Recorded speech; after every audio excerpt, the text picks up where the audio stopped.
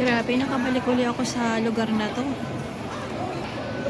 Dito ako tumira ng halos 4 na taon sa lugar na to, sa Taipo Place. At ngayon, nandito uli ako. Ay nako, wala pa rin pinagbago. At ito yung line na kung saan pumipila ako pag nag-aabang ako ng minibus papunta dun sa lugar ko. Itong spot na to. At ayan yung bus, yung pink na bus. Imagine yung pink na bus na naman. Ang pink na bus na yan ang sinasakyan papunta sa Classical Garden kung saan tumira ako ng 4 na taon. Bakit panay pink? Grabe. Talaga naman, Marquis na naman yarn. Opposite ng bus station, ito yung MTR. Diyan, yung train. Kung saan nag-aabang ako ng train papunta sa Central. Kasi ano na to, malayong place na to, yung mga bukid.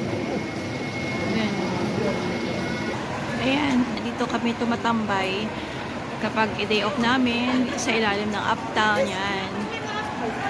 Ito yung place na ito.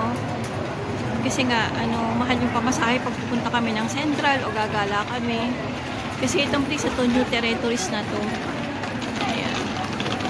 Tapos doon, itong way naman na to, papuntang market.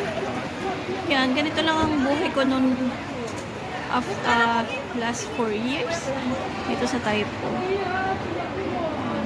Marami rin ako naging memories dito.